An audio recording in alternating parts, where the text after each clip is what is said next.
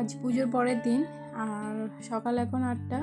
তো সকালবেলায় দিদিরা এদিকে সবজি কাটতে বসেছে। আর আজ আছে পোলিও, তো ইরাকে পোলিও খাওয়াতে নিয়ে যাব। আর মা এদিকে চপ ভাজছে, আর তারপর আমরা চা খেয়ে নিলাম। তো ওই 9:30টার দিক করে ইরাকে নিয়ে যাব। আর কিছু কারণের জন্য ভিডিওটা এডিট করা হয়নি, তো প্রায় 1 সপ্তাহ পর আজকে ভিডিওটা এডিট করছি। আর আমাদের এইখানে পুজোর পরের দিন নানা রকম বাজনা বেড়াতে আসে।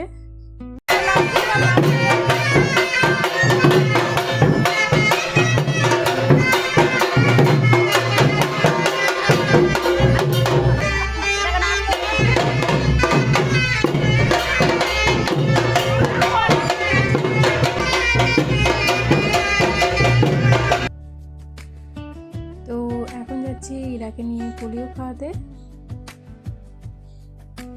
আর মা এদিকে নাগদানা গাছের পাতা রস দিচ্ছে ওর মাথায়, যাতে নজর না লাগে।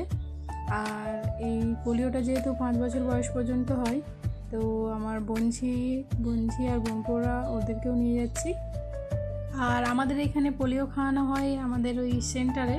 তো সেন্টারটা এখান থেকে বেশি দূর নয়, ওই মিনিট 10-এর মতো যেতে হবে। তো ওইখানে একটা প্রাইমারি স্কুল রয়েছে, ওইখানেতে খাওয়ানো হয়।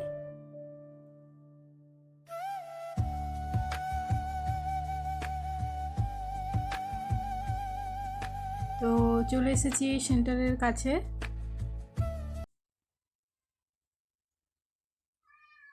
বাপ রে বাপ, এসে দেখি এত পরিমাণ ভিড়, আর এই রোদের মধ্যে লাইন দিয়ে দাঁড়াতে হচ্ছে।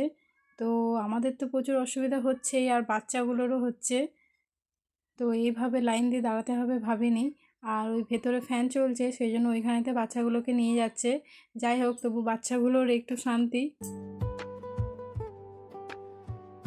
আর এই যে স্কুলটা, এটা আমাদের গ্রামের প্রাইমারি স্কুল। এই স্কুলেতেই আমরা ছোটোবেলায় পড়াশোনা করেছি। আর তারপরে এই যে এতক্ষণে এসে পৌঁছালো পোলিও।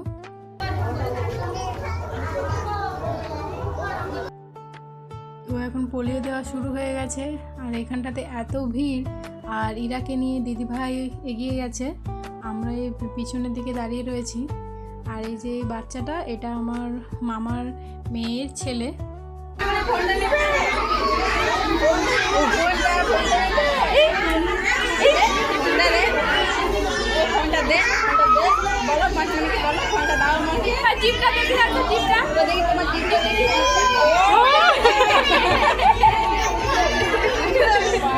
তো আমাদের পোলিও খাওয়ানো হয়ে গেছে।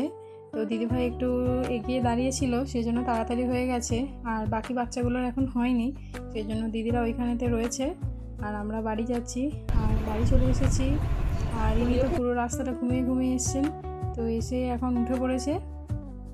আর এত পরিমাণ গরম, আস্তে আস্তে পুরো ঘেমে স্নান করে গেছি।